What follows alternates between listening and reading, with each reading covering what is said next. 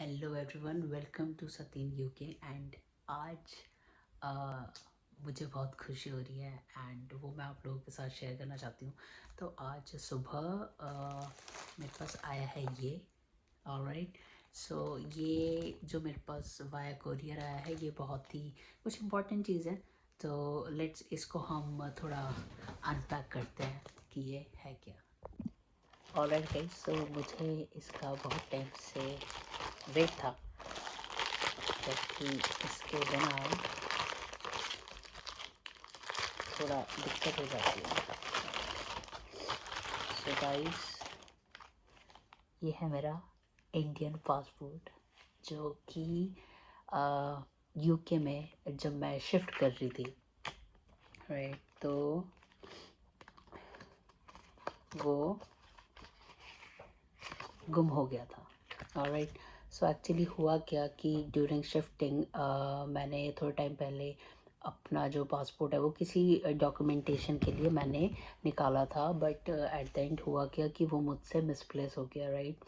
तो मैं काफ़ी ज़्यादा पैनिक कर गई थी कि एक तो मैं यूके में हूँ, राइट, अपनी कंट्री से बाहर है, और पासपोर्ट जो कि मेन होता है हमारी आइडेंटिटी के लिए वो ही नहीं है, वो गुम हो गया है। तो मैं बहुत ज़्यादा मैं घबरा गई थी, बट दो जेन्युइन था सारी चीज़ें, राइट। कुछ मेरे एंड पे कोई हाँ गलती थी कि ध्यान नहीं दिया मैंने, इतना इम्पोर्टेंट डॉक्यूमेंट कैसे मैं मिस प्लेस कर सकती हूँ। बट जो मैं यहाँ पे लीगली हूँ सारी चीज़ें, तो मुझे फिर इतना वो नहीं था, डर फिर नहीं लगा, क्योंकि एट द एंड सारी चीज़ें मेरे पास जेन्युइन है कि जेन्युइनली ये खोया है सारी चीज़ें, राइट। ऑलराइट गाइस, सो इससे पहले कि मैं आप लोगों को प्रोसेस बताऊं एंड थोड़ी डिटेल इन्फॉर्मेशन दूं, लेट्स सी कि मेरे इस नए पासपोर्ट में क्या क्या इन्फॉर्मेशन है। तो एट फर्स्ट यहाँ पे जो कॉन्सुलेट जनरल ऑफ इंडिया है बर्मिंघम यूके, उनके सिग्नेचर एंड स्टैम्प है, जिससे पता चलता है कि ये जो पासपोर्ट है मुझे यूके में रह के इशू हुआ है via the Indian embassy, right. Okay, मेरा पासपोर्ट नंबर भी नया है।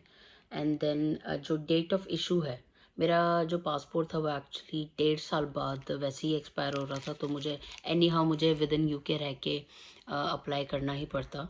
तो अब जो मुझे नया पासपोर्ट इशू हुआ है वो इस साल से हुआ है फॉर द नेक्स्ट 10 years। तो दिस इज़ फाइन। देन इसके बाद लेट्स सी।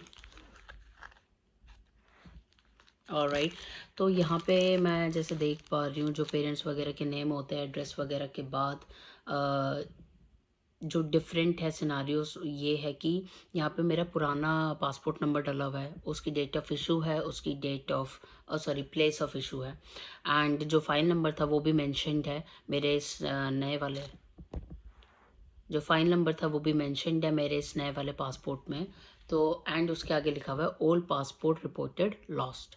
तो all I can summarise is के अब मेरी जो भी चीज़ें मेरे पुराने पासपोर्ट में थी वो इस नए पासपोर्ट नंबर से कनेक्टेड है, इंटरलिंक्ड है, एंड वो वहाँ से ट्रैक हो सकती है। तो क्योंकि हमें बहुत खुशी हुई है कि मुझे मेरा पासपोर्ट मिल गया है, मुझे तो खुशी हुई है, मेरे दोस्तों को भी खुशी हुई होगी। और घर पे मैंने नहीं बताया था कि मेरा पासपोर्ट खो गया है। रीज़न बीइंग बहुत बहुत गालियाँ सुनने को मिलती, ठीक है। सेकेंडली, हाँ, पीसीसी हुई थी जब मैंने वापस से अप्लाई किया था, तो मैंने बस यही बोला था कि मेरा जो है पासपोर्ट वो री इशू होना है, क्योंकि फिर आपको पता ही है, ठीक है, कि आप जब छोटे होते हो घर पे तो आपको फिर बहुत ज़्यादा ही सुनना पड़ता है। तो हाँ, अब जो कि मेरे पास पासपोर्ट आ गया तो मैं बता दूँगी। तो अब हम जाएंगे बाहर एंड वॉक करते करते मैं आपको बाकी की सारी इन्फॉर्मेशन दूँगी। हेलो एवरीवन, तो जैसे कि मैंने कहा था कि मैं बाहर जाऊंगी एंड देन आप लोगों को बताऊंगी। तो सी द थिंग इज़ कि मैं जब शिफ्टिंग कर रही थी तो ये कुछ दोस्त होते हैं ना, ये वीडियो नहीं बनाने देते। इधर देख, इधर देख। तो द थिंग वॉज कि मैं शिफ्टिंग कर रही थी। तो हुआ क्या कि शिफ्टिंग के दौरान जो मेरा पासपोर्ट है वो मिसप्लेस हो गया मुझसे। तो फिर मैंने क्योंकि मेरे डॉक्यूमेंटेशन वगैरह किसी चीज़ में कोई दिक्कत नहीं है, तो फिर what I thought was to look into the procedure now. ठीक है, अब जो हो गया वो हो गया। नेक्स्ट हमें किस हिसाब से, मतलब कि मैं अपना पासपोर्ट जो है वो वापस से इशू कराऊँ। सो मैंने प्रोसीजर देखा, ऑब्वियसली मैंने गूगल यूज़ किया, एंड देन वहाँ पे ये था कि see the scenario for lost and renewal of passport is approximately same. ठीक है, फ़ीस का यहाँ पे है कि थोड़ा आपको अगर खो जाता है आपका पासपोर्ट तो फिर वो 10-20-30 पाउंड आपको एक्स्ट्रा पड़ेगा। एल्स रिन्यूअल, जैसे रिन्यूअल का प्रोसेस है वहीं पे वैसे ही लॉस्ट पासपोर्ट का भी प्रोसेस है। यहाँ पे आपको क्या चाहिए होता है, जब भी आपका पासपोर्ट या कोई भी डॉक्यूमेंट खो जाए तो पहली चीज़ जो आपको ध्यान रखनी है, आपको पुलिस में जाकर रिपोर्ट लिखानी है। ठीक है, यहाँ पे रिपोर्ट्स एक्चुअली 2 तरीके की होती हैं। एक तो जो आप पुलिस स्टेशन जाके लिखवाते हो रिपोर्ट, और एक आप ऑनलाइन भी फाइल करते हो। तो यहाँ पे पुलिस वाला जो प्रोसीजर है, पहले मुझे ये था कि क्योंकि इंडिया में हम कभी ऐसा टचवुड ऐसा कभी कुछ पड़ा नहीं कि पुलिस स्टेशन जाना पड़े। तो हम लोगों ने क्या तो मैंने क्या किया कि जो नियरेस्ट पुलिस स्टेशन था मेरे घर की, मैं वहाँ पे गई। वहाँ पे काउंटर था, जो फीमेल एम्प्लॉई थी वहाँ पे, उन्होंने मुझसे पूछा, मेरी डिटेल्स ली, देन उन्होंने वो सारी चीज़ें सिस्टम में एंटर करी, एंड देन उसके बाद मुझे एक कार्ड, इतना साइज़ था उसका कार्ड था वो, तो उसमें मुझे रेफरेंस नंबर वगैरह लिख के दे दिया। लेकिन जो रिपोर्ट हम पुलिस स्टेशन जाके लिखाते हैं वहाँ वो केवल वो ही काफ़ी नहीं होती, हमें ऑनलाइन जाके रिपोर्ट में लॉस भी करना होता है। वहाँ पे हमें बताना होता है कि हमारा डॉक्यूमेंट जो गया है, कौन सा डॉक्यूमेंट था, उसका नंबर क्या था, कब लास्ट हमारी पोजीशन में था, वो जितना हमें ध्यान है सारी चीज़ें। तो अगर कभी आप लोगों का जस्ट इन केस कोई डॉक्यूमेंट खो जाए तो रिपोर्ट में लॉस आप गूगल करोगे तो उस पर जाके आप अपनी डिटेल्स वगैरह जो भी है, जो डॉक्यूमेंट आपका सामान खोया है वो आप डाल सकते हो। एंड देन आपको थोड़ी ही 10 से 15 मिनट में मेरे पास पीडीएफ में मेरी जो रिपोर्ट में लॉस रिपोर्ट है वो आ गई थी। तो अगर मैं प्रोसेस की बात करूँ, आपने जैसे कि अगर जो भी कंप्लेंट है वो लिखवा ली, रिपोर्ट में लॉस में आपने रिपोर्ट कर दिया, उसको पीडीएफ आपके पास आ गई, देन उसके बाद आपने क्या करना है, जो पासपोर्ट की वेबसाइट है उस पर जाना है, राइट। उसका लिंक मैं अपने डिस्क्रिप्शन में दे दूँगी, एंड रिपोर्ट में लॉस का भी मैं लिंक दे दूँगी। तो आप लोगों को क्या करना है कि आप वहाँ पे जाएंगे, आप अपॉइंटमेंट लोगे, राइट, एंड उसमें आप जो भी डिटेल्स है आपके पुराने पासपोर्ट से मैच होनी चाहिए, सारी पेरेंट्स का नाम, आपका एड्रेस, सारी चीज़ें। कुछ की पॉइंट्स थे, जैसे कि हम एड्रेस कहाँ का डालें, तो जो होम एड्रेस रहेगा वो मेरा इंडिया वाला ही रहेगा, क्योंकि वो मेरा एक तरीके से परमानेंट एड्रेस इंडिया का ही है।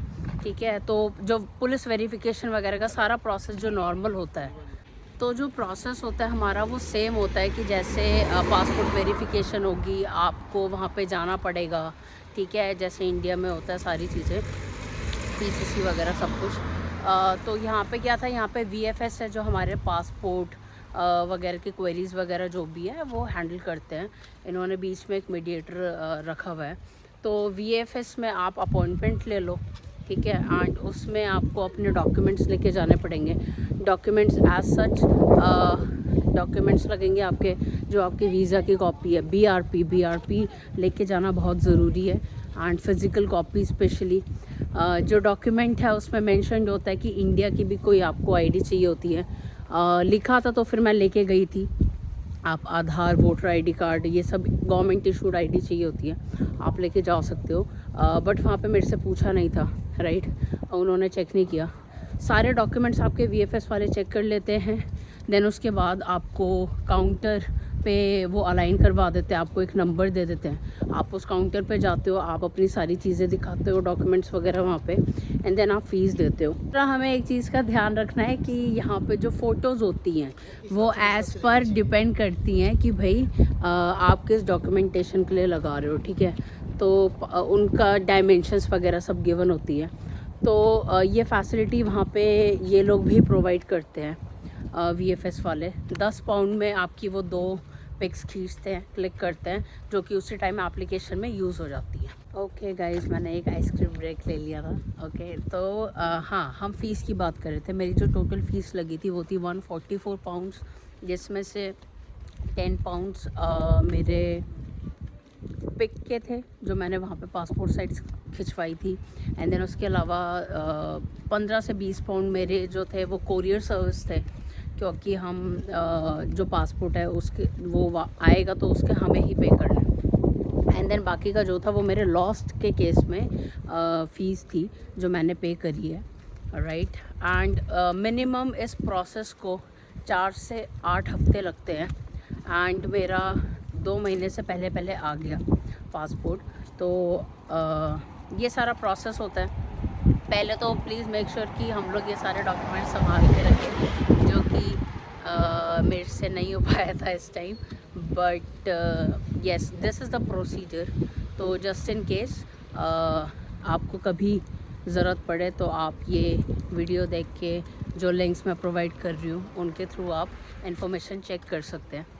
बाकी इस प्रोसेस में कोई और क्वेश्चन वगैरह कुछ भी हो तो आप लोग एनी टाइम कमेंट सेक्शन में जाके पोस्ट कर सकते हैं। So that's all, thank you so much.